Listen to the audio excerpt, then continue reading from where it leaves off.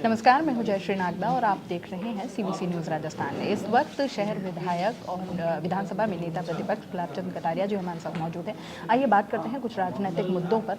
Sir, सबसे पहले एक सवाल मेरा ये है कि अभी इस वक्त ये जो जन आक्रोश यात्रा को लेकर ये किया जा रहा है, क्या राहुल गांधी की यात्रा राजस्थान में प्रवेश कर गई है, इस वजह से ये सारा अभी प्लान किया गया है? क्या मैं कारण सोचता हूँ इसका कोई राहुल गांधी की यात्रा से नहीं था।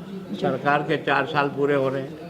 सरकार जश्न मना करके अपनी पीठ थपथपाएगी, हमने ये कर दिया वो कर दिया, बड़े बड़े विज्ञापन दे करके राजस्थान का पैसे को धुआं में उड़ाएगी।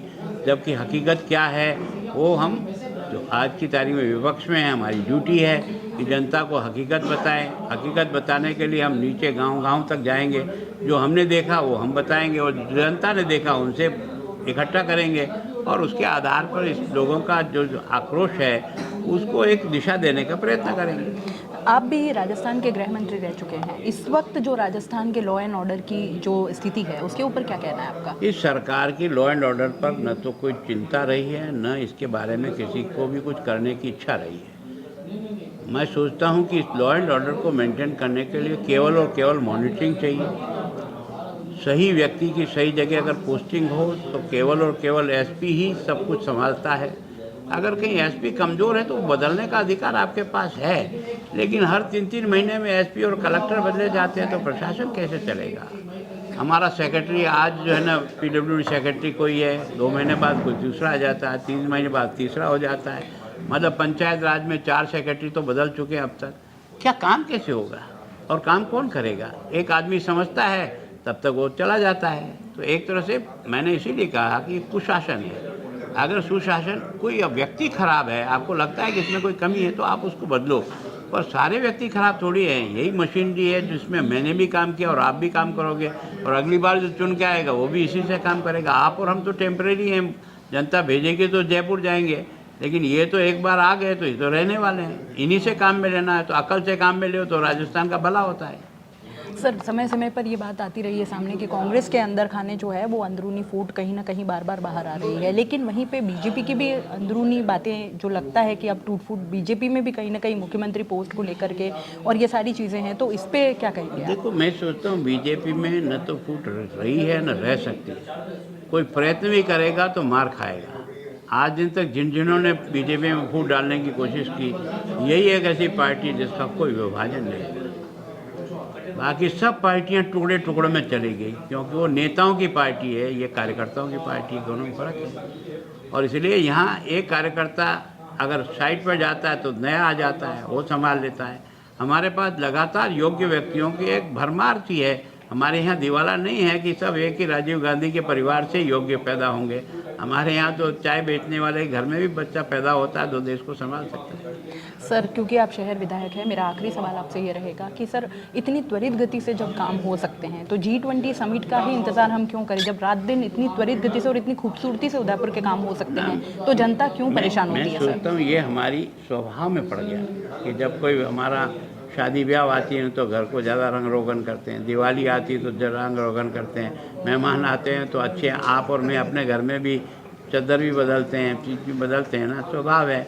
कम से कम बाहर का व्यक्ति जब आता है तो हमारे यहाँ से अच्छा इंप्रेशन लेके जाए, ये मन की इच्छा सबकी होती है। लेकिन जनता तो तब भी परेशान हो रही है सर, अंदरूनी इलाकों में तो आज भी वही स्थिति है। मैं सोचता हूँ ये बेकार ये है। मैं उदयपुर की जनता कहता हूँ एक बार आप यहाँ से राजस्थान के सब शहर देख के आ जाओ और फिर आकर के आप इसकी तुलना करो कि उदयपुर शहर आज भी राजस्थान के सब शहरों से बेटर है, सफाई की दृष्टि से भी, सड़क की दृष्टि से भी, बाकी सब राजस्थान। और उदयपुर तो इतना सुंदर है आज की तारीख में, जो भी टूरिस्ट आता है उससे आप पूछो ना कि यार वो मन से कह जाएगा कैसा शहर है। परिपाटी सर, हमेशा 5 साल में सरकार बदलने की रही है मेवाड़ में, राजस्थान में। इस बार क्या लगता है आपको, क्या बीजेपी सत्ता में काबिज हो पाएगी? देखो, राजस्थान का नहीं है, हिंदुस्तान से कांग्रेस जा रही है, अपने कर्मों के कारण से जा रही है। जनता नहीं भेज रही है, वो खोटे काम कर करके डूब रहे हैं। और आज जो स्थिति, जो हिंदुस्तान में राज करते थे, अब 2 राज बचे हैं, वो भी जब चुनाव होगा तो ऑल आउट होने की स्थिति है। तो उसका कारण जनता नहीं है, उसका कारण आपके काम है। जनता पसंद करती है तो हमको राज्य में बिठाती है, जनता नहीं पसंद करती तो बाहर कर देती है। तो बाहर करने में आपका ही नंबर आ रहा है सब जगह से। बीजेपी का नंबर नहीं आ रहा। बीजेपी छोटी पार्टी थी, आज देश भर में दुनिया में बन गई है। वो कार्यकर्ताओं के आधार पर बनी है, इसलिए बीजेपी मुख्यतः का कौन भविष्य सा अच्छा मुद्दा है। ऐसा होगा जिस पे लगता है आपको कि सरकार चली जाएगी कांग्रेस यहाँ की? तो मुद्दे ही मुद्दे हैं। कांग्रेस किस काम में अच्छी रही? देश को तोड़ने का काम इन लोगों ने किया, देश में देशद्रोहियों को यहाँ पनाह देने का काम इन्होंने किया, सीमाओं को असुरक्षित करने के लिए फौज के हाथ बांधने का काम इन्होंने किया, देश में हथियार खरीद करके दलाली खाने का काम इन्होंने किया। हर चीज़ में से पैसे खाना, यही इतना घास खाने वाले इन्हीं के साथ हैं। आपने देखा होगा, टेलीफोन का तार खा के जेल जाते हैं, कोई ईडी के कारण से जाते हैं, कोई जमानत पे छूटे हुए हैं, कोई पैरोल पर हैं। तो ये जो तुम्हारी पार्टी का नक्शा है, इसके कारण से तुम डूबे हो, तुम अपने कर्मों से डूबे हो, जनता ने तुमको इसलिए डुबाया। भाजपा की अब क्या स्ट्रैटेजी रहने वाली है? भाजपा का मतलब हम देश के लिए काम करते हैं, हम किसी नेता के लिए काम नहीं करते हैं। और कांग्रेस पार्टी में नेता के लिए काम करते हैं, इसलिए डूब रहे हैं। लेकिन यहाँ भी ऐसा देखा जाता है कि प्रधानमंत्री जी के नाम पर आज भी मतलब एक छोटे से छोटा वोट भी प्रधानमंत्री जी के नाम पर मांगा जा रहा है। प्रधानमंत्री ने जिस प्रकार का राजनीति में मापदंड स्थापित किए, मैं भी 44 साल से राजनीति में हूँ, मैं पहला प्रधानमंत्री देखा है जिस प्रकार से काम करता है और जिस शुचिता के साथ करता है, जिस मेहनत के साथ करता है, जिस समर्पण के साथ करता है। ये हिंदुस्तान का पहला प्रधानमंत्री जो लगातार इतनी दिवाली फौजियों के साथ जाके मना रहा है। किसको मज़ा नहीं आता है आनंद से घूमना, लेकिन वो घूमता है तो देश के लिए काम करने के लिए, इसलिए उसकी जज्बा होगा।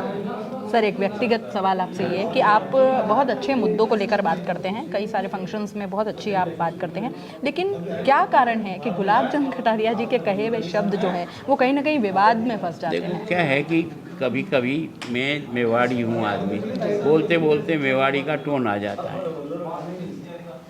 तो उसके कारण से भी लोगों को शब्द थोड़ा सा हल्का लगता है, तो स्वीकार करेंगे। अगर हल्का है तो ठीक करेंगे, उसमें तो कोई दो राय नहीं। और दूसरा क्या है कि मेरे कारण से कई लोगों के पेट में दर्द कई सालों से है। अच्छा, ऐसा जिन जिन लगता के है पेट आपको? में दर्द होता है वो कहीं न कहीं मुझे जो व्यक्तिगत आपसे हो सकता है ऐसा? व्यक्तिगत है, जो अपने आप को सोचते थे कि मैं ही यहाँ का लीडर हूँ, अब उसका मैं क्या कर सकता हूँ। मैं तो 44 साल में अपने घर पे केवल कोई काम ही नहीं किया, केवल पार्टी का ही काम करता हूँ। अब वो नहीं कर पाते हैं तो उसका दुख उनको होना चाहिए। अगर वो मुझसे आगे निकलना चाहते तो मुझसे अधिक काम करके आगे निकलो ना, रास्ता खुला है। हाँ, क्योंकि समाज का एक पूरा धड़ा आपके खिलाफ हो जाता है। चलो बस चलो यार, दे लो। तो ये थे हमारे साथ गुलाब चंद जी कटारिया, और कई सारे मुद्दों पर हमने आपसे बात की और कई सारी जो है चीज़ों पर हमने रोशनी डाली और आपके सामने भी वो सारी चीज़ें हमने रखने की कोशिश की जिन बातों पर कई बार इन पर सवाल उठते रहे हैं, और उनका बहुत ही खूबसूरती से इन्होंने जवाब भी दिया। CBC न्यूज़ राजस्थान के लिए जय श्री नागपाल। और प्रत्येक पंचायत और नगर पालिका के वार्ड तक ले जाने का एक कार्यक्रम की रचना की है, ताकि 200 विधानसभा और उनके जितने भी वार्ड हैं, पोलिंग तब तो शायद हम पहुंच पाए ना पहुंच पाए, और 10 दिन 11 दिन सभी